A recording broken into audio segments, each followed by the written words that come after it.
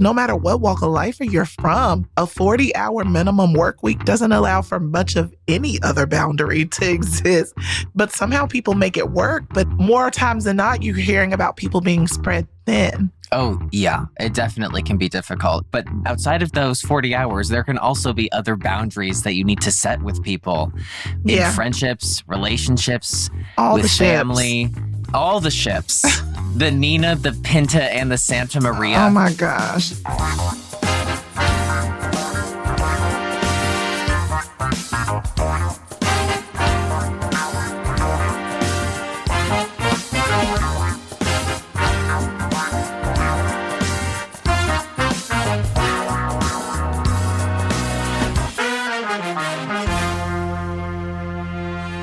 What is actually up, everybody? I am looking directly into your eyeballs, looking into your souls, and I'm really asking you. Now that we're all uncomfortable, welcome to Normalize. I'm not uncomfortable. I actually would you feel connected? That. Okay, because yes, I wanted you to feel connected. Yeah, I do feel connected. Listen with your eyeballs, everyone. Welcome to Normalize This, the show where we discuss whether or not ideas, trends, and behaviors should be normalized in everyday society. I'm Danielle Young. And I'm still not uncomfortable. I'm very comfortable. And I'm Adam Rippon. Cozy even, as Beyonce would say. And today we're going to discuss normalizing boundaries. Boundaries. Okay. I'm excited to have this conversation because I feel like I think I'm bad at having boundaries. But listen, perspective. Is it bad or are you boundless? Oh. I think I see. Yeah, I have no bounty. I think that's what it is. Are you boundless? Yeah, I don't know. I'm excited. I'm excited to dig into it because I think that we're going to have a great conversation. I do too. I feel like it's going to be very revealing. Yeah, I think it will. And make sure that you stick with us later because later in the show, we will be playing a game that we have every episode called Keep It or Curb It. And Danielle and I will decide if we love it or if it's got to go to the curb. That's how we do it here. We play it. Drag it out. We're straight shooters. Drag it to the garbage. Right to the trash. And before we actually dig all the way in, because you know we will, so get your knife and forks. Don't forget, we want to hear from you. Hit us up on social medias, DM, slide, get on in there and tell us what you want to see normalized. My handles are the Danielle Young, THE, Danielle Young on Instagram, and Rapsodani, RHAPSODANI on Twitter. Adam, can they at you? They can. And on Instagram, that's at @AdaRip. And on Twitter, it's at Adam Rippon. So like Danielle said, anything that we should be normalizing, just let us know and we will do our best. Listen, I answer my DMs. I do too sometimes. Sometimes I really have forget. a good time tapping through there. It's some treasures. I know. I do love it. That's my favorite part about Instagram. And actually just like social media in general. There's some treasures in them DMs. There's always a treasure. Don't forget also, y'all, like this relationship that we're in, it requires for us to work together. So while you're out here listening, getting all the fruits that we're just, all the fruit that we're gifting you, don't forget you have to rate us. Let us know how the fruit tastes and feels. Yes. I feel like that was a metaphor, an analogy, or something. But basically, we just want y'all to subscribe, review, just give us all the love you can and make sure the lights stay on. Thank you. We want the lights on, please. Or do we? Turn them off. I don't know. You're right. I don't know. I want the option to turn them on, but I do want them off. Yes, but we still want 5 stars in a review, and you can do it. And subscribe. It's not asking too much. It's asking just enough. Just the bare minimum. Okay, now we can get into the show because I got to get into these boundaries. Yeah, I'm ready. But wait, I lied. Yeah? Because I like to do my fun fact. You do. Maybe you can tell me a fun fact about some boundaries that don't exist. But I would love to hear your fun fact, Adam. Okay, my fun fact is that my throat has been on fire for like 3 days, and I think I've come to the realization that I think that I have strep throat, but I didn't know that existed still. Like, I knew it did, but I thought it was like a children's worry. A children's disease. Yeah, I didn't think it was like I'd be doing this again. There's a lot to unpack here. First, I must say my throat ...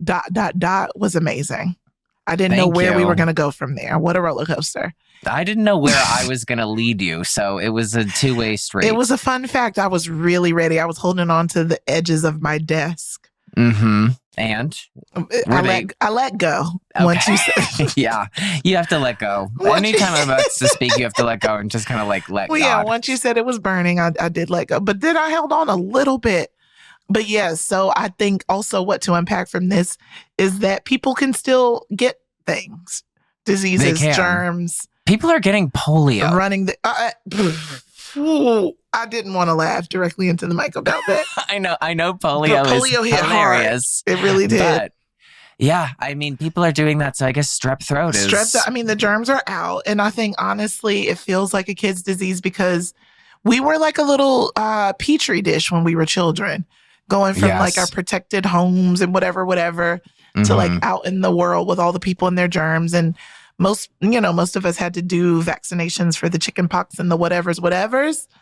But we still got sick. Like, you had to send your kid out into the world to like get some germs to build up their immune system. That was a big thing growing up, like in the 90s. It was like, get sick. Get your kid out into the world to get some germs so they can survive them and build up their immune system. So I feel like we've been locked away for these couple of years. And so coming back out, our throats are like, what is this? Right. They're like, get me strep again. So that's my fun fact. And I hope is yours more fun. Actually, about my mouth as well. Oh, I love it. So my mouth, ... Yeah, I'm holding onto my desk. See how fun that was?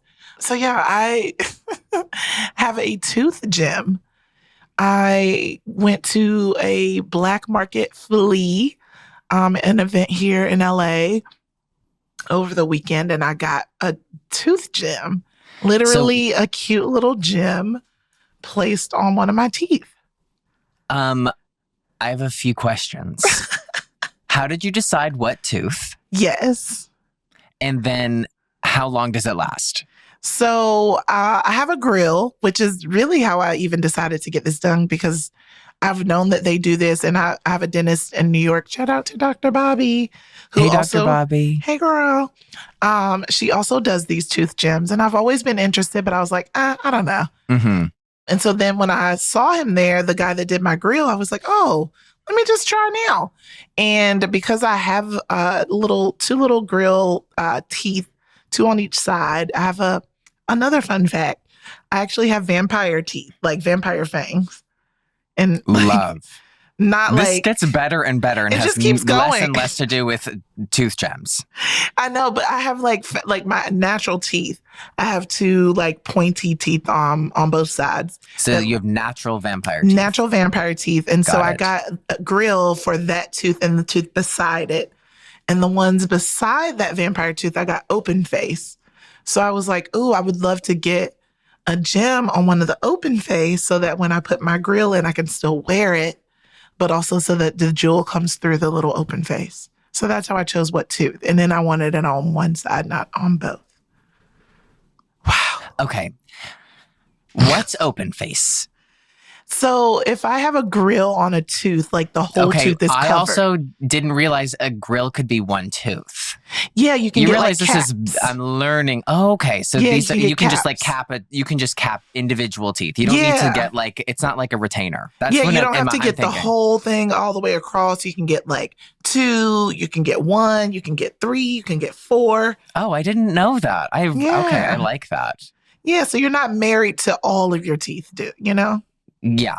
And what's life like with gemmed teeth? Different? You know, it's not as different as it would be with life with like a face piercing. I feel like it's noticeable when I speak, when I smile. You can see it. It's like a cute little bling. You're like, oh, what's that?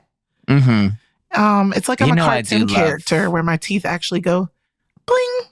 I love that. I love anything that will kind of glisten in light. So Anything I am that a huge glistens in fan the of sun. this. Yeah. You might see me with a mouthful of gems soon. I would not be terrified about that, and in the slightest. Good. I'm glad. And I'm glad that we've crossed that boundary because Wow. I know. What an expert level segue into our episode of Normalizing Boundaries. Well, I'm with an expert podcaster yourself. And so I'm just trying to step it up. But Danielle, boundaries are essential to keeping bonds without causing tension and resentment. In work, in friendships, in relationships, in family. Ships. Danielle, in every ship. All the ships need boundaries. That's what we're going to talk about today. Today, we're going to normalize which boundaries make sense for us in 2023, how to set them, and how to protect them. Ooh, that sounds delicious. Let's eat up. I'm excited to have this conversation because I feel like you probably have better boundaries than I do. It is a journey, Adam. I think you think I have it a lot more together than I do. I am in the process always of pulling my pieces together, but I think my boundaries have been better over the years, especially this last year. I don't know if this is going to sound like an unpopular opinion or whatever, but I have prioritized my selfish living. Just really putting myself first and doing what I need to do to take care of me and things like that. And so I've been implementing them a lot. Even, I have this day job, and typically I am known to stay through a day job, however long it takes I think it takes to get this particular thing done or to make sure I'm setting myself up for less of a crazy morning the next day. But I've worked in production and stuff, so I've stayed late. Right. And I don't want that anymore. I'm not that girl. I don't even have that to give. Like, here we are on this podcast, after the workday. After hours. Yeah. So like, I have other things that I need to dedicate my energy and my time to. So I can't give my all to one thing anymore like that. I used to like trick myself or like maybe blind myself to the fact that that's what I was doing. And I justified working hard and, all that kind of stuff. And I glorified it, but I didn't really pay much attention to actively caring for myself. Yeah. Well, can I challenge that a little bit? Because I do think that giving your all, when you go to your day job, you have these certain amount of hours that they want you to work. I think giving more of yourself, giving too much of yourself would be extending past what's being asked of you. Yeah. It doesn't feel that way, right? No, when you're in the middle of it. Everybody will tell you to work hard. Of course. No matter what side of if they're on your team or some company you're working for, everybody will tell you to work hard. And I think as dramatic as this younger generation is about the quiet quittings and, the things that they won't stand for, I do think it's necessary to have those type of interruptions because we've always been conditioned into thinking that our whole live long day and weeks need to be dedicated to working. Yeah. And that doesn't really allow for many people, no matter what walk of life you're from, a 40-hour minimum work week doesn't allow for much of any other boundary to exist because it's your whole day is dedicated to that. Outside of those 40 hours, it is difficult to create those boundaries sometimes. Oh, yeah, it definitely can be difficult. And there's obviously what you're talking about, there's the boundaries with work, but there outside of that, outside of those 40 hours, there can also be other boundaries that you need to set with people in friendships, relationships, with family, all the ships, the Nina, the Pinta, and the Santa Maria. Oh my gosh, all of the ships. All of the ships. You know what though? I was thinking, because I don't know where the listeners are in their journey of listening to this podcast, but some of the things that we like talk about normalizing, it seems hella simple, but then you're like, okay, so what actually is this? Or what actually is, because I felt that way about like a guilty pleasure, where I was like, well, what actually is it? So in the sense of boundaries, what do you actually consider the definition of a boundary? I guess if I need to define it myself, I think of like, this is me coming up with this is me. I'm pretending you are Webster and you're asking for me to write I need you to definition. submit it, and it's due now. It's due. Right. Not even end of day, now. Right, now.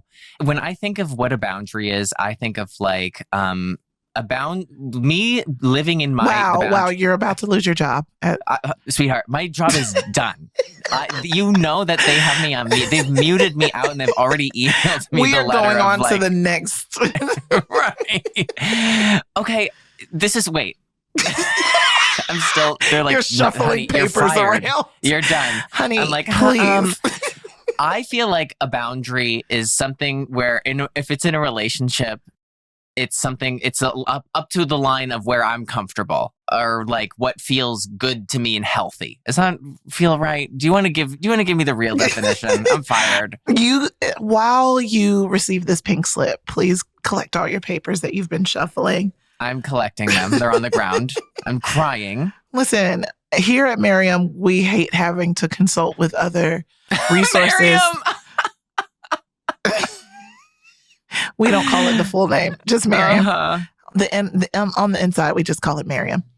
But you know it as Merriam-Webster. But we don't like to consult, and we have had to because of your lack of preparation. So we've consulted with Psychology Today, and according to them, boundaries are simply, and that's what we needed from you, Adam. Just remember that. Okay. Simply the limits we set with other people, which indicate what we find acceptable and unacceptable in their behavior toward us. Okay, I gave a more a fluffier definition. Yeah, no, you were in the pocket. You were in the pocket. I was in the pocket. We might actually not give you this pink slip. No, I deserve it because I was not prepared. The papers were shuffling. But no, for real, I think that is a strong distinction. The part where it says, which indicate what we find acceptable and unacceptable in their behavior toward us. Mm-hmm. Like, that's your own judgment call. I know. And I think that's what makes it so tough to set a boundary. Because also, I think sometimes we feel like, what's the line of me being selfish? What's the line of me being a good friend? What's the line of, that's what I deal with. I'm speaking from those are your own judgments against yourself. But like, if you're only simply, as Psychology Today said, simply setting that limit, all the other stuff is just feedback. Yeah. Like, you have to actually, and that's what I'm finding in my own journey with boundaries, like with work.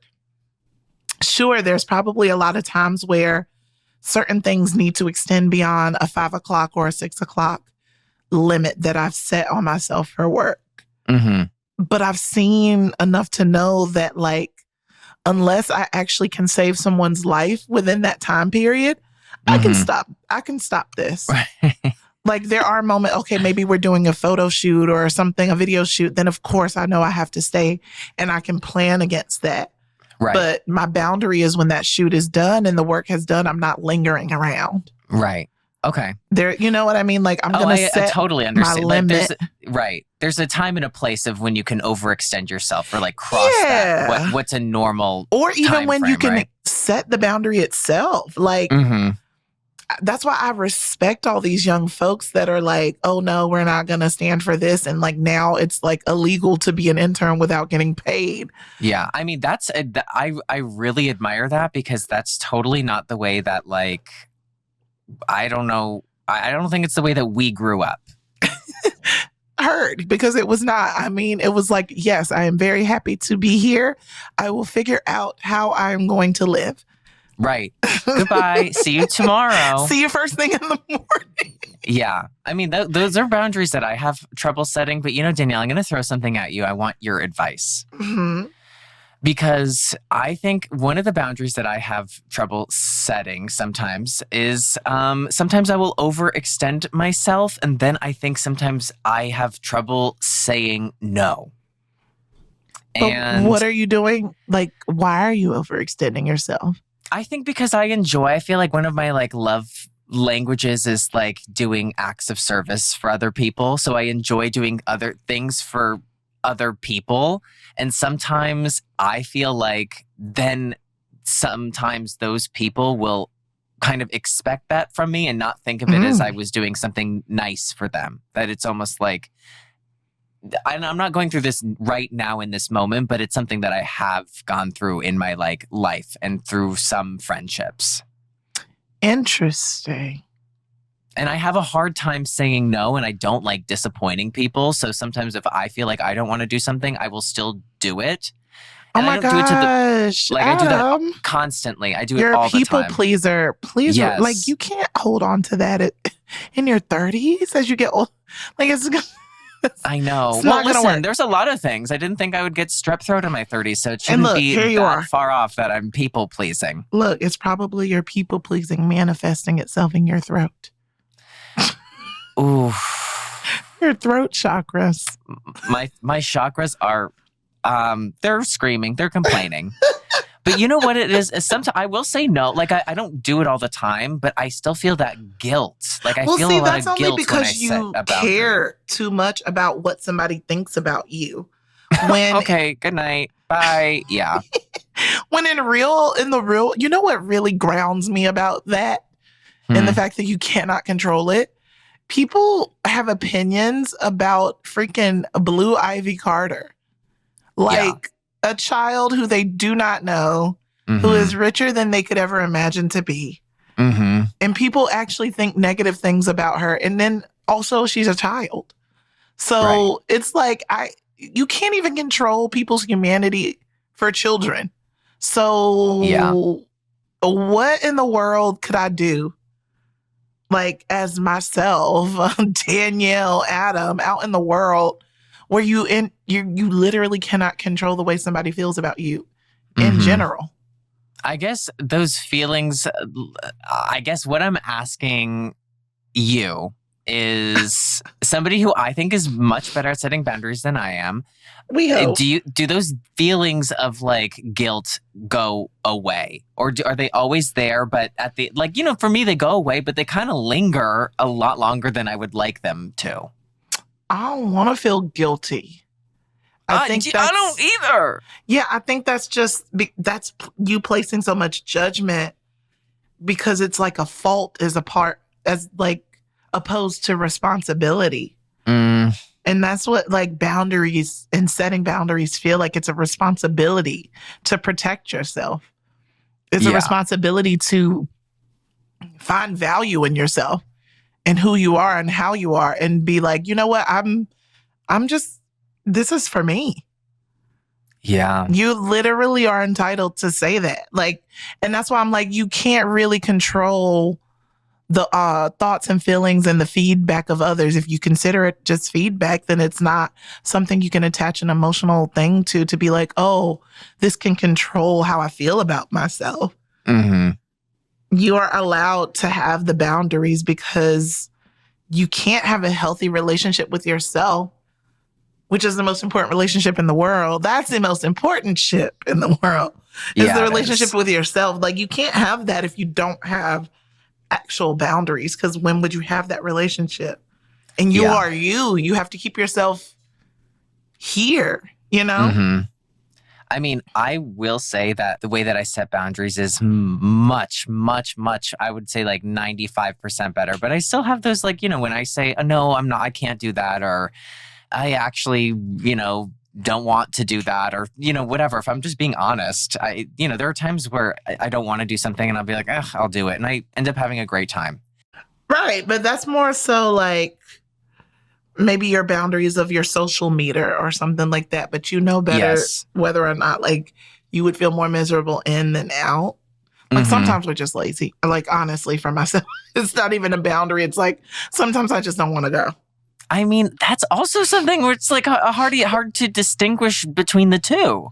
Right. Sometimes it does. I mean, it does get tricky because what is that boundary you're setting with yourself to make you feel bad about whether or not you go? Right. Right. Because there's definitely times where I'm like, "Ugh, I don't want to go. And I'll just be like, you know what? Shut the fuck up. Just get ready, go. And I have a great time. And I know I'm going to have a great time. So it's, but there are definitely other times where it's like, I don't feel comfortable. I don't really want to do this. And in the Right. past, I would just suck it up and do it. And I wouldn't enjoy it. Well, that could, or I would, because that could just also happen. right. Of course. But what about like being on the, I guess, I don't know if this is the right way to call it, but like the receiving end of someone setting boundaries? Like, do you have a time where like someone has set boundaries and you've had, you were on the other side of it? I mean, the only time I can think of something like that is like, I think one, I'm so afraid that in certain, God, how do I phrase this? I guess what I'm trying to say is that I sometimes would get afraid in the past that people would set these boundaries. So I wouldn't ever like overextend myself. And I think like, the doubts and anxiety sometimes take over and it's like, oh, this person is going to get sick of me. So like, I'll just wait for them to reach out. And so like, it was me kind of, I guess, finding out what their boundary of having me be involved in their life was, or if I was overextending myself. But I always kind of played that game of like, of not forcing myself onto somebody to like get that boundary. And the only time I can think of it is like being denied, right? Like being with somebody and somebody kind of being like, I don't feel the same way. See, that's not a boundary. That's just a no. Oh, God. See, I don't know what boundaries are at all. So obviously I should lose my job at Merriam-Webster's dictionary. All over the place with these boundaries. Honestly, I think about it because I'm with a partner now who is very communicative and also on a very big healing journey in therapy and open to talking. And it's really eye-opening and exhausting, but it really helps me understand a lot, which like it's opened my eyes in boundary land because there'll be certain times where we're just living, we're just talking. And I'll jokingly say something because as a person who is a naturally funny person, a lot of my communication styles are jokes or commentary. And my partner told me early in our dating that was like, I don't like that. And I was like, yeah. Ooh. Yeah. And I was like, oh, you don't like me. And they were like trying to explain to me how I am, what do you call it? Like taking it on like a personal attack. Oh, yeah, you're like taking it personal. Yeah. And I'm like, well, it's about me, ain't it? And they're like, no, it's about me telling you I just don't want to be communicated with in that way. And I'm like, well, my whole personal communication style is commentary. And they're like, girl, no, it is not. That's just something that you... Okay, yes. That is not how you talk. To you is happening to me right now. That's not how you actively talk to people, you fool. You just do that because you are a funny person and you are observing and you see something and it makes you laugh. So you share that out loud. And I was like, yeah, that's what I do. So I don't mean any harm. And they're like, I didn't say that either. Like, I'm not calling you a bad person. I'm not calling you abusive, verbally abusive. I'm just literally saying, I just don't like it that you do that. So if you could try not to do that with me, that would be great. And I'm like, oh, they are stifling who I am as a human. Yeah. And instead, I didn't understand how that was a boundary. And so now I get it. It doesn't change who I am as a person. It's just a consideration that now I need to make based on what they told me. And I have the space to do the same with them. Oh, if I don't like something, it's not that I'm being petty or let me get them back. It's like, oh, you've given me the space now to say, oh, I don't like when you do that. Yeah. I guess, okay. Boundaries in that sense, I love to joke around with my husband, and he is very funny and he'll joke around with me. But I think one thing that was kind of probably frustrating for him in the beginning of our relationship is that, like, at home I might be quiet, but then we'll go out and I'll be like loud and laughing and telling jokes. And it was, I think he felt that maybe I didn't enjoy spending time with him, but in reality, like I really felt comfortable with him enough to like be relaxed and maybe not as on. Yeah. And in my being not on, he'll like joke around and I'll be like a baby, and like he'll joke about something and I'll take it really personally. I'm as annoying. Like I am so annoying. And we'll have like a conversation about it. I'll be like, I know I'm being so sensitive, but I don't know why, but that hurt my feelings. And he obviously is like, I'm sorry, I didn't mean to hurt your feelings. He's like, I don't need to joke about that stuff. And it'll be like, literally be like, oh, you're grumpy or something in the morning, which I am. And grumpy is like putting it softly. I'm being mean. And so I think what I'm saying is my husband should set boundaries for me. Well, long and short of it, we need to. Yeah, I think that's what I'm getting to, is that people around me should set boundaries. Set boundaries if you know Adam, okay? Because that's the only way it's going to work for y'all. Yeah, it'll pay off. Let's go into setting boundaries around like physical. Okay. Because I feel like there's probably a lot more boundaries that exist within that space. Yeah. I mean, do you have physical boundaries? With my husband and I, we don't really have any physical boundaries. Like if we're in public, I don't know, I think we're both on the same page that we've never had to like set anything in stone. Like when we're in public, we'll, hold hands and whatever, but like we're not very touchy-feely. Yeah. So that's never a conversation that we've like ever had. But obviously like at home, like we'll lay on the couch together and that like stuff, like random stuff like that. But that's not really a conversation that we've had. What about with you and your partner? I just feel like I don't know until I'm there. That's like an amazing way of putting it. You know what I mean? It's not until you cross that bridge do you realize that it's a conversation. Yeah, to be like had. There's been certain relationships that I've been in where we cannot keep our hands off each other. I don't care where we are. Yeah. There have been other relationships where I get the ick if you PDA me. Yeah. And so, and it's not to say I wasn't physically attracted to this partner, but it was just different. Right. It could be what the setting, it can be like where you are in your own sort of journey. There's a lot to it. It's a lot to it. And so I feel like it's hella dependent. I remember one time I was with this guy and we were at this event together. We were in the same industry and at this event. And so there was like a lot of mutuals there and we were hella chill inside. And then as I was leaving and he was putting me in the Uber, he like put one on me, like just tongue, everything. And I was like, ew. I was grossed out. Like nobody was around. That's my boo. We kiss all the time. But like in that moment, I felt violated in a way that I was like, I don't like this. Yeah. So that's what I mean. Like sometimes it's just like case by case basis. Like my partner now, we spent like a lot of our first couple of months like in a little bubble. In our own little world. And like when we started emerging and like going out like a movie or a restaurant or whatever, like date, it was so funny because we didn't realize how like affectionate we were that it needed a little bit of editing. Well, also it's like when you start, I'm assuming you guys started in the pandemic. Yes.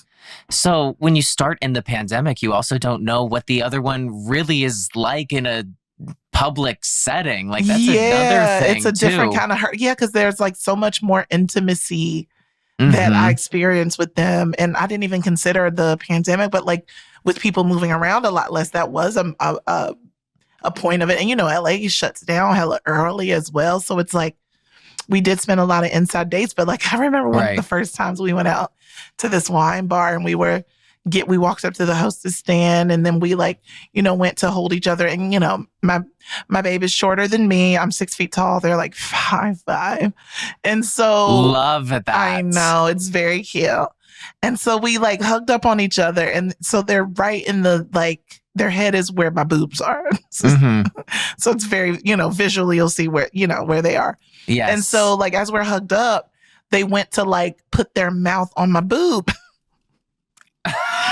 Because that's very natural for them to do. And I was like, hey.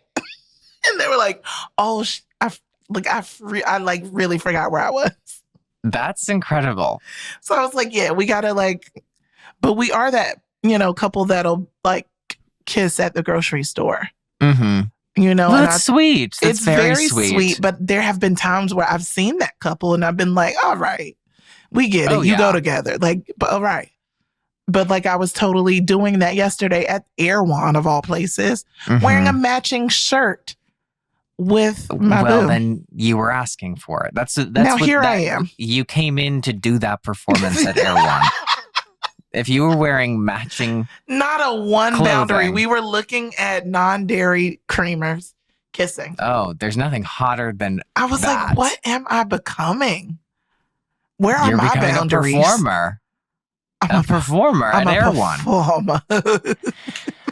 Something we were talking about before we were recording was that I was telling you that sometimes those little things of like, oh, you'll go somewhere and your partner might be teasing you about something. And it's just like, I wish that you wouldn't do that. And you might have to have a conversation about it. Like if that were a friend and not somebody you would be in a relationship with, I told you that, like, I would laugh it off if we're the friend. It's I wouldn't easy be annoyed. to laugh it off when your friend does something stupid.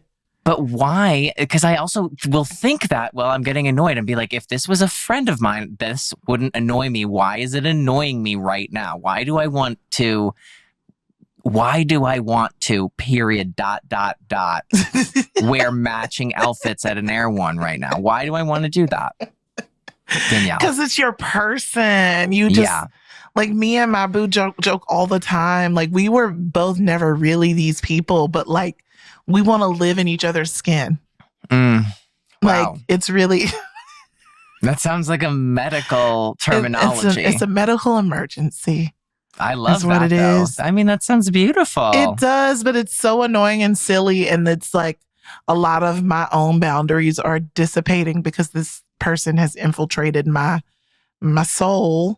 And I'm just like, okay, I still do like my birthday recently. This was the first time I spent my birthday with friends and a partner. And we did a little getaway Palm Springs moment. And so I was really nervous. Like, not only is this my person meeting a lot of my close friends, but all at once. Also, I have like the anxiety of it being my birthday and like that can be a lot. Setting up this experience for everyone people. At an experience. That's and I was like, oh my gosh, and I got actually a little nervous as we got closer, and I just, as I jokingly do, was like, don't embarrass me in Palm Springs. Yes, and this was a text. It would have been like, LOL, heart, but. This was in real life.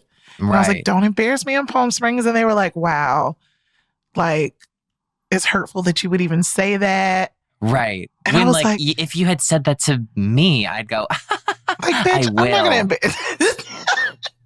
And it would be like, it would be fine. And even if you did, I would be like, she crazy. Right. But with my boo, I would be like, get out of my life. Before I do a blow dart across the room and knock you out. Right. Like, do not do it. And we got into a whole thing.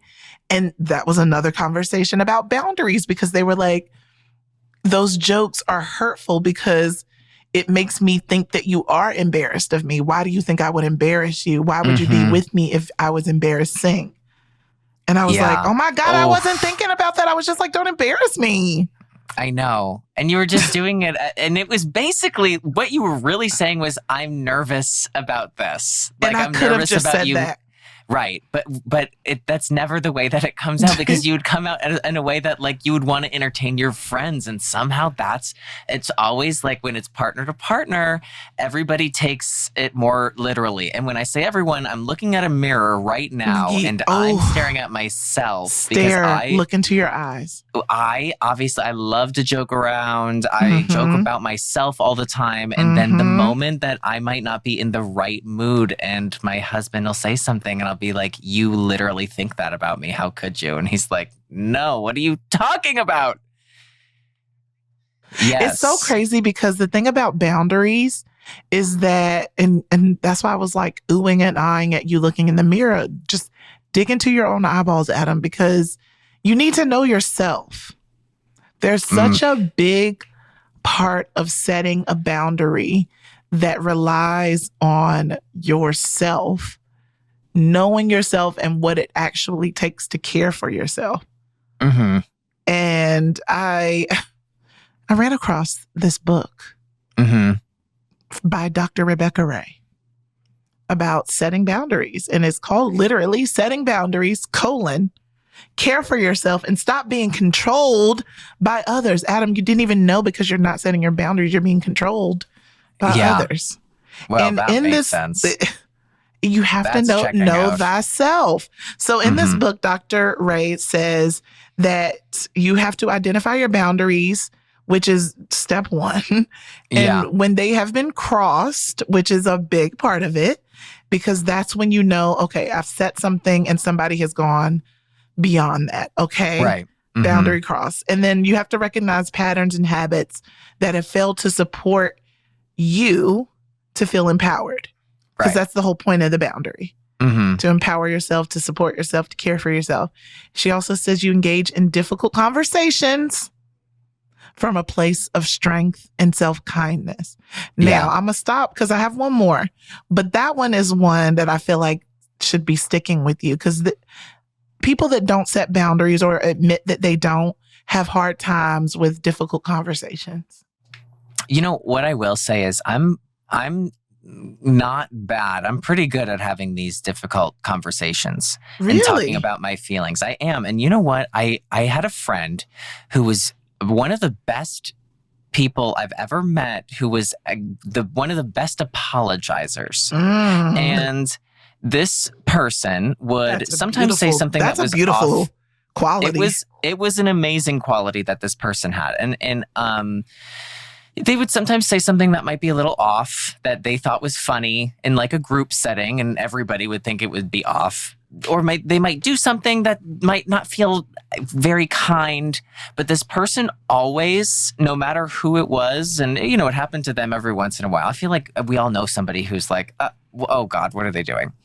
And so with this person, it would happen every once in a while. And what I really admired was that they would always, if not in person, but call the person who they might have had a little thing with, and straight up be like, hi, I remember I did that thing, and I think that hurt your feelings, and I just wanted to call you and apologize and say that I'm sorry that I did that. And it was just so upfront about it that I really admired that. So when I've had situations where I think maybe I made somebody feel bad, or if I did something unintentionally, or forgot something, or didn't reach out when I felt like I should have, I'm always really, really upfront about the way that I'm feeling and if I'm sorry or if whatever. But having that relationship really helped me to have those difficult conversations, because all of a sudden it was like the tension I could see is just like, it's gone. It's just, it breaks it immediately.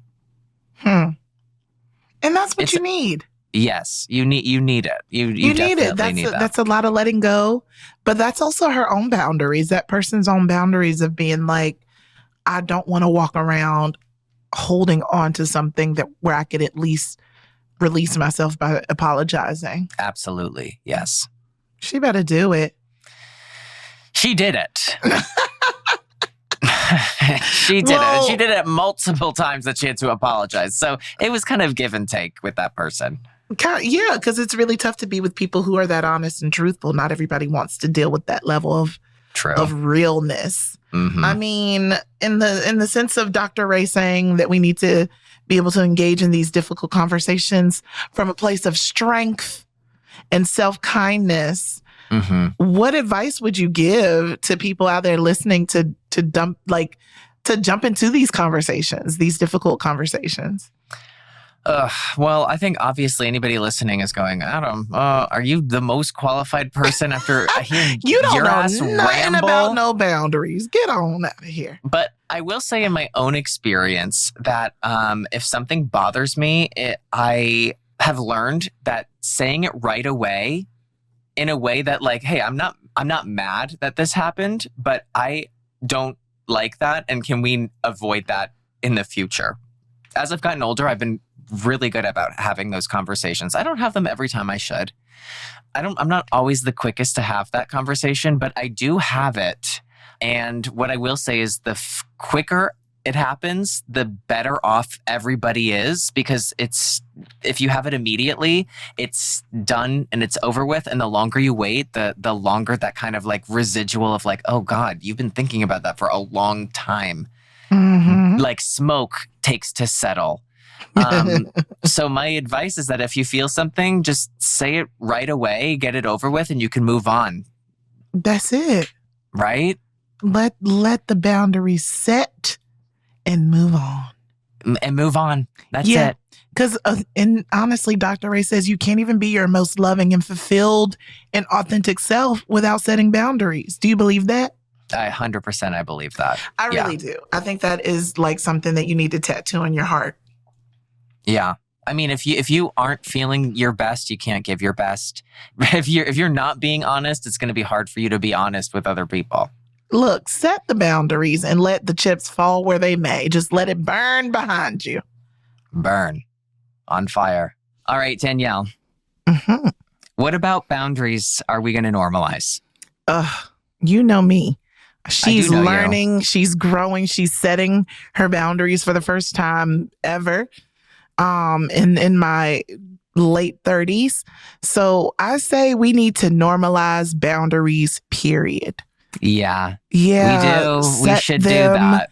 Maintain them, guard them ferociously with big dogs because they are protecting everything. Yeah. I mean, they protect who we are. They protect our peace of mind. They protect how we interact with people.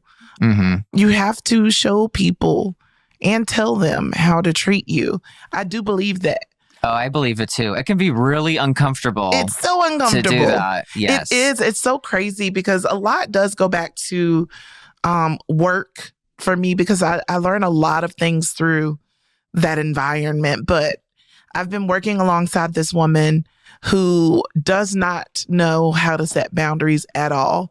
And she agonizes her way through work all day long to the point of tears because she feels inadequate, or she tries to do certain things in her personal life, but she feels like she can't because work.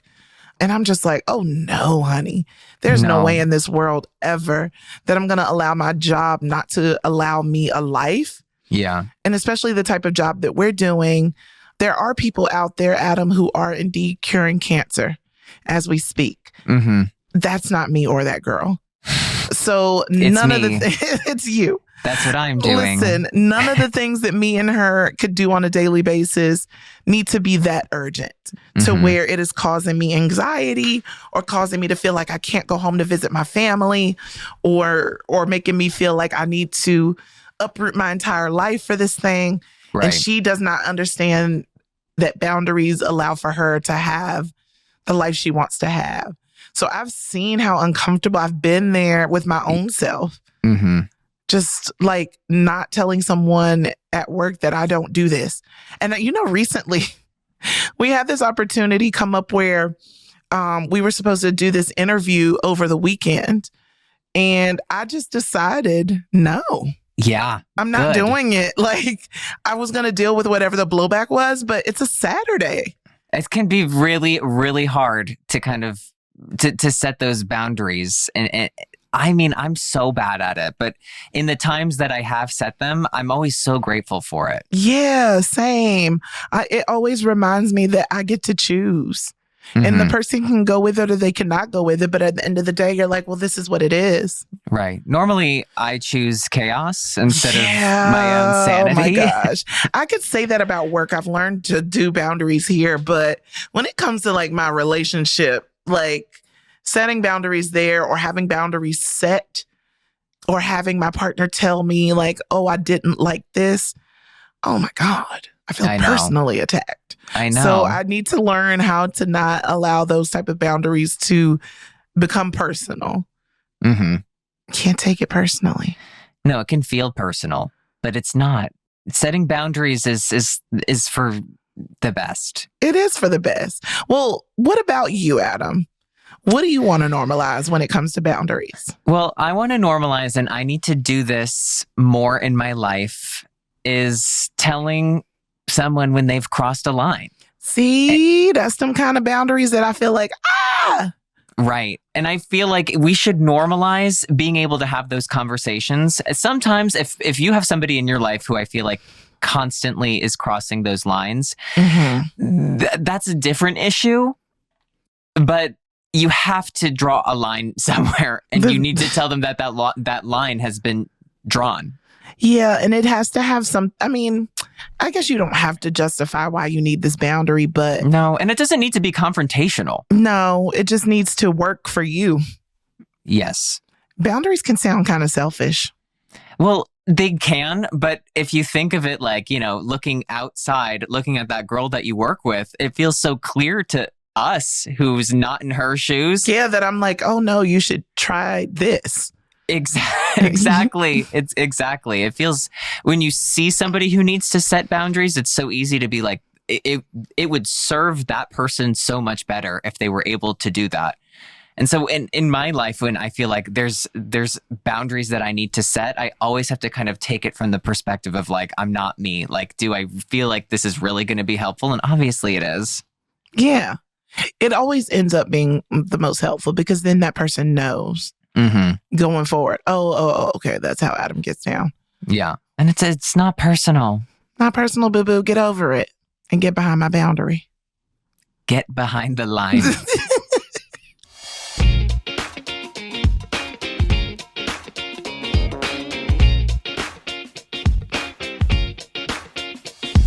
Anyway, Adam, you know where I'm trying to go next? I do. You're trying to go to our favorite segment. Well, first of all, I always say this. We only have 2 segments. So it's what Adam is talking about is the favorite part of the show. Keep it or curb it. For you first timers, I know, a little jazz at the end. The first timers out there, if you've never listened, first of all, so glad to be in your ears. It's cozy in here. This segment is where we take a look at new social trends and decide if they're worth keeping with a K, capital K, italicized and underlined, or should we kick it in the booty to the curb if you don't get my drift? So, I got it. You got it. Do you see the Louis Vuitton boot that I kicked it to the curb with? I did. Boot, gorgeous. Trash. Thank you. Horrible. Love it. Thank you. So let's get into it. All right. What's our first one? According to Pew Pew Pew research, our favorite researchers out there, home births rose 19% in 2020 as the pandemic slapped us in the face all across the world, but here in the U.S. Between 2019 and 2020, the number of home births increased amongst most demographic groups. However, the growth was greatest amongst Black and Hispanic women, with increases of 32 and 28% respectively. So, Adam, are we giving birth at the house or somewhere else? I would like for you to not give birth at home, but listen, I don't have... There are worse places. There are. There's outside. There's on a plane. Oh my God, there's in a taxi cab. That happened to my sister almost. Oh, really? Yeah, she lived in New York at the time we both did, and she was on her way. Second baby, he was coming. And she Oh barely my made it out of the God. cab. Yeah. Wow. What a day for that cab driver. What a day. And it was probably just another day in New York. Like, what you can't do is ask like the birth giving mother to be like, oh, can you like wipe up that freaking Birth amniotic fluid. sac? Yeah. Oh, don't forget your sock on the way out. Girl, I see that, but should I send the bill or?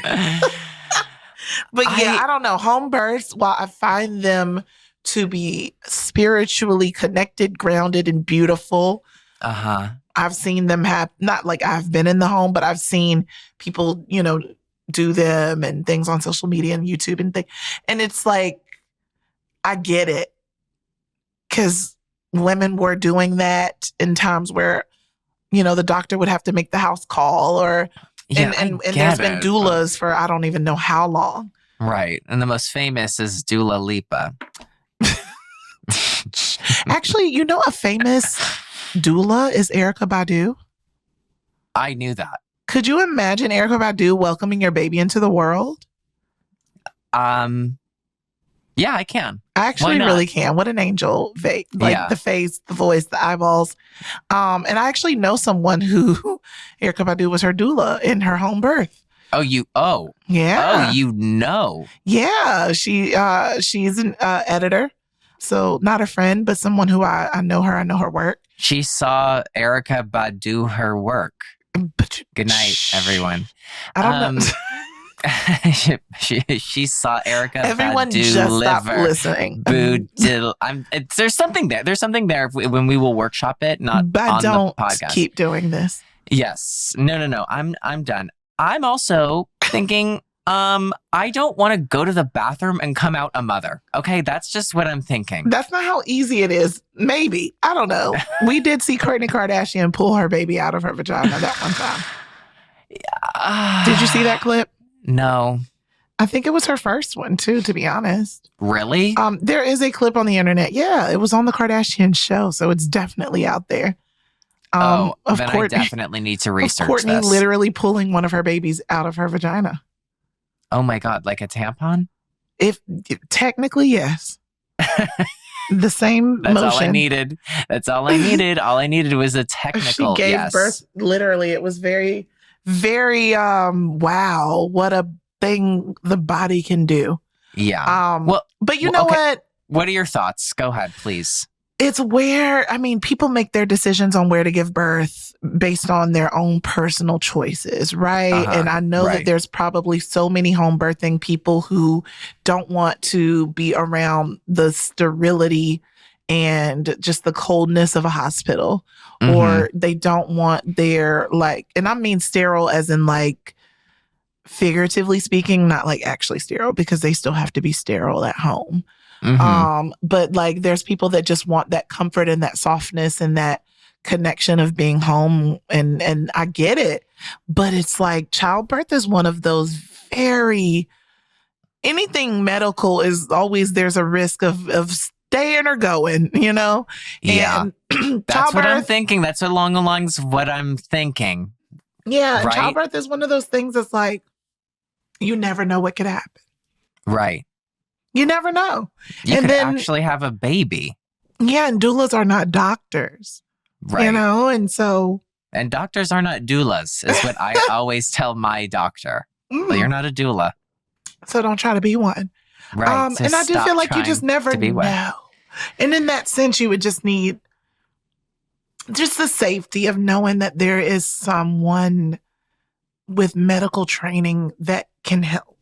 Yes, it feels all a little prehistoric to me. It just feels there's too many lives at stake at once. Yes, I think that just the security of knowing that there's, if something were to happen, that there's somebody there that could take care of me. If I was a person who could give birth to a child, I immediately would be epidural my ass the fuck down. Yeah, I don't want to feel my ass. I don't want to feel my feet. I only want to feel. Well, here's the anything. thing. We don't care what you have to say about it because you don't have those parts. That's true. And this is just me asking a doctor now. Give me an epidural. But you know what the thing is? When I was, this research is according to after pandemic times, having the rise in home births. And that's also like a safety thing. Like the hospital is that place where it is a cesspool, honey. Like it is not probably the safest place to like push out a newborn baby with everything happening, with everything is being catchable. So it makes sense in the air. It's like kind of, I don't know, it's kind of give and take. Like, do I want to push my baby out at this hospital right now where the world is a whole virus at one time? Yeah, right. I don't know. But I mean, as far as me and my house, I would much rather give birth in a hospital, but I also think this is very conditional. So I don't even know if I'm keeping it or curbing it. I might be recycling it. I'm going to put it in a bin. I'm binning it because but don't drive away with it. No, I'm binning it because I don't like the sound of it. I wish there were medical professionals around for you if something happened, but I also don't know what the fuck I'm talking about as usual. Yeah. Bin. All right. So what's up next? Do you have a keep it or curb it? I have a keep it or curb it. So are you ready, Danielle? I'm always ready. Okay. One of the biggest documentaries of 2022 was Untold, The Girlfriend Who Didn't Exist. Oh, that was so good. I haven't seen it and I've been wanting to see it. Oh, it's Manti Te'o. It's so good. It's so good. So Manti Te'o, he's a star football player. He was duped into thinking that his internet girlfriend was a real person. She'd died of cancer. Lene.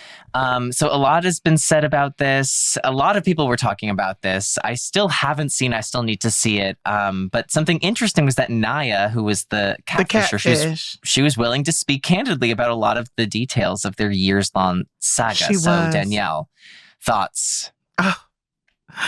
I'm ready. Oh my God. This podcast always digs into my deepest, darkest secrets of my soul. Which is exactly why we have it. Normalizing catfishers coming clean. Listen, I would not want my catfishing put on a documentary for the world to like see me come clean. But oh my God, I've catfished before. To what extent? I have pretended to be at least 3 different people. That's incredible. In the days of MySpace, and there was a couple other like social like networking sites that were like children of MySpace. But like, yeah, across those sites, I would like create fake profiles from like some fantasy girl of like pictures that I could like drum up on Tumblr. Oh my God, I'm so embarrassed. I mean, this is so long ago. It's so long ago. Like MySpace days. So what was your this goal? Is like definitely. I mean, was there even a goal, or was it just sort of like kind of living in the There were goals for sure. Okay. I think, also it was a time where catfishing was a lot more doable. New. Yeah, because like there was no FaceTime, there were no iPhones. This was like webcam, and you could get away because not a lot of people had webcam. And then Wi-Fi didn't exist. You literally had to like connect to the Ethernet. Internet. Yeah. So it was just like a lot of factors that helped you to chat on the phone. But my goal, and it just sounds so sad. And if you've ever watched any of those episodes of Catfish on MTV where you've seen a lot of the reveals be like plus size people or people that aren't conventionally quote unquote beautiful. It's sad because I identify with those people because I just literally wanted to feel loved. I wanted to like all the love that these beautiful women would get from men across the internet. It was like, dang, I want somebody to feel that way about me because they don't look at me and they don't see me. They just automatically dismiss me because of my size. And I remember there was one of the sites that I was on as myself, and the site had this ability to like, you can talk to people on their profiles and whatever, but they also had like public forums. And there was a public forum that was like the X amount of ugliest girls across this site.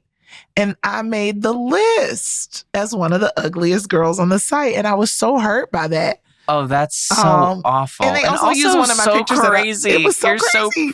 I'm so gorgeous. You are so gorgeous. That's so crazy. That's so wild. And they also used one of my pictures that I was like, that I liked the most. And, Oh, I'm so sorry. and I it was, hate that. I have definitely healed from that, but it was so hurtful. And it really like catalyzed a lot of like the pretending that I did on the internet. And I even found myself like developing a relationship with a guy based on some of those fake pictures. And just like I ended up coming clean, and it was really hurtful and embarrassing for myself, but it wasn't worth it to keep like emotionally like tying myself to someone and making them emotional over me. Right. And so it's just like I came clean, and it was, I don't know, it was a moment in time that I do wish didn't happen, because I feel so sad about like why I did it, and like just the manipulation of being with someone that wasn't. And then they thought that I was someone that I wasn't, but I was being my full self, which is crazy. Right. But it was just, it's gross behavior. Right. But it's, I mean. But there's love. There's like the yearning of love at the crux of it, which is why I was like, it's not from a bad place. Malicious. Yeah. Right. So if you ever watch malicious. those catfish episodes, you see that that's what those people are typically like. Their reaction is like, I know it sucks. Or some of them are smug, but like, I get it. And you like, the reason why I did this is because I did want somebody that beautiful to love me. It's sad. Ugh. But, you know, I'm going to keep catfishers coming clean. I'm going to keep it too, because, and also, you know what? I feel like because we live in a day and age where I don't know if anybody could truly catfish. You can't really get away with that today. Like it would be reverse search images. You can do everything. Like it's way too much easy accessibility to proving you are who you are. Yeah. But I think catfishing might still very much exist because the show is still on MTV. I know. Neve and Cammie are still out here getting cable paychecks, so they are doing fine. Catfishers are still out here, but please come clean. Stop it. Yes, come clean. We're clean. Be yourself. Be yourself. Okay, Adam, you ready for this next one? Danielle, I am always. It's one of your favorite things. It's lifestyle. And you know how I know how you feel about lifestyle. I feel good about it. So, Adam, you're tucked in a bed. Imagine it. Yeah. With a stuffed animal. Okay. In your imagination, are you a grown-up or you're a kid? I'm a child. Me too. Isn't that crazy? Yeah. I immediately saw myself as a kid with a stuffed animal with footy pajamas on. Very cute and adorable. There's drool. I'm drooling everywhere. Yes. Because that's what I do. Right. I'm blotting it up for you. But apparently, according to a study by sleep industry expert Sleepopolis. Oh my God, my favorite. Whenever I have anything that comes to sleep, I'm always hitting Sleepopolis. Sleepopolis. So Sleepopolis thinks that out of 2,000 adults, because they talk to that many grown-ups. Okay. 34% still snuggle with a stuffed animal, blanket, or other anxiety-reducing sentimental item. So as an adult, Adam, do you sleep with any of these things? Stuffed animal, a blanket, an anxiety-reducing sentimental item of sorts? No, I don't. And I think, to be fair, when I was younger, like traveled and moved a lot. So like, I think... You're not attached to anything? Yeah, like I just didn't get attached to anything or didn't, and it was just, it was just me. Sleeping rogue. I was just sleeping rogue. Falling asleep wherever, whenever. Whenever I'm allowed, I'm out. I mean, I don't have anything. I know people that do. I will say that if I were with somebody that had something that they couldn't sleep without, whether it be like a stuffed animal, I would think that it would be weird. I mean, there are a lot of things that I would imagine that this person has not let go of. Yeah, it seems like that is a bigger fish that I would have to figure out how to fry, because I don't know if I've ever experienced any adult relationship or any well, you know, I've only dated as an adult. I didn't date when I was a teenager and stuff, but like in a relationship where I'm like in a bed with someone, I've never experienced a partner needing like a sleeping crutch. Yeah, no, that feels like one step away from binky. It's Or like, giving Binky. It is giving Mama. yeah, it's giving like I might wet the bed. Like I don't. It's like up in Oh, the and air no whether offense I'll to wet people the who bed. need their stuff to sleep, but I honestly have never met any other adult, not even friendship wise. I have things from my childhood that have sentimental value that like were in my bedroom. Like I have little stuffed animals, but like I Oh. have them away. Like they're not They're not out. like a thing that you need to sleep with, and it's like No, and they're almost like years old as you. Yeah, and I feel like I've seen things on TikTok of like I saw some girl who like needed to sleep with her blanket that she got like as a baby, and it's basically looks like 4 shoelaces tied together, and it's like so disgusting. And I'm like, you'd probably sleep better. You can't possibly hold on to a blanket for 37 years. Honestly, Danielle, it feels dangerous. It feels like it's giving turtles getting trapped in a soda can thing. That's just one step away from that, and I'm almost like you should not sleep with it. It's 4 shoelaces. She needs at a this boundary, point. that girl.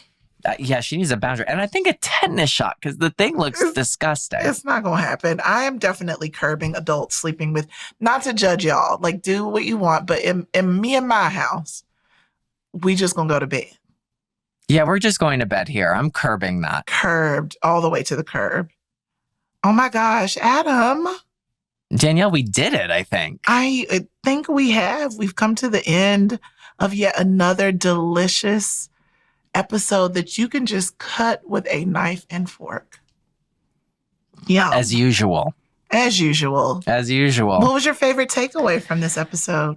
I loved talking about setting boundaries. I thought that and was discovering great. that you don't know what you're doing. Yeah, and I don't know what they are. And I just kind of willy-nilly around whatever, you know? That's what I loved. I loved that I don't know. And I'm not afraid to not know. Yeah. What are you afraid of not knowing about yourself out there, listener? Have you confronted yourself? Are you still looking in the mirror at your own eyeballs? Mm-hmm. Be honest. I really hope you are like looking at yourself in the mirror the whole time you're listening to this episode. I am. I know I haven't broke eye contact yet. No, haven't blinked once. And I don't plan on it. So Adam, I gotta say, for me, my biggest takeaway about this episode is leaning into these difficult conversations that can help us set these boundaries. Dr. Rebecca Ray was not playing with us. No, she wasn't. And I think that she's obviously correct. And like I was saying earlier, like those conversations are, whether they're with your partner, with family members, or in regards to your work, those are the conversations I feel that are the most important to helping you set those boundaries. And you said it best that you don't know until you're there. You don't really know that you need to set that boundary until you're there. And not for nothing. Setting the boundaries are very important, but it starts with knowing who you are so that you can know what you feel and be clear about that so that you can set those boundaries and understand how to protect yourself and how to love on yourself. Because you can't be whole and you can't be fulfilled if you ain't got your boundaries set. Amen? Amen. Yeah. So that's our time for today, ladies and gentlemen. I'm so glad that y'all were listening and connecting with yourself, looking into your own eyeballs. Make sure that you stay looking into your own eyeballs as you rate, comment, and subscribe about this beautiful Normalize This podcast. Yes, wherever please. you listen to your podcasts.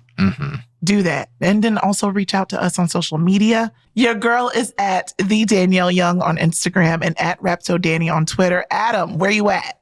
I'm at @AdaRip on Instagram and at AdamRipon on Twitter. Very easy to find and stalk Adam. Please do that. Please. I'm begging. Please, he please, needs please. this. Yes. Let us know what you think, not only about the podcast, but what we should normalize and any other topics that we should pontificate over. And that's it, y'all.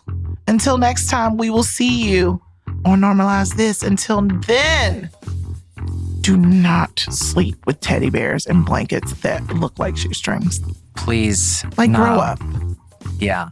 At this point. Respectfully. Please. It's for your own good. Everybody would be happier. Yes. Okay. With that, bye. Set your boundaries.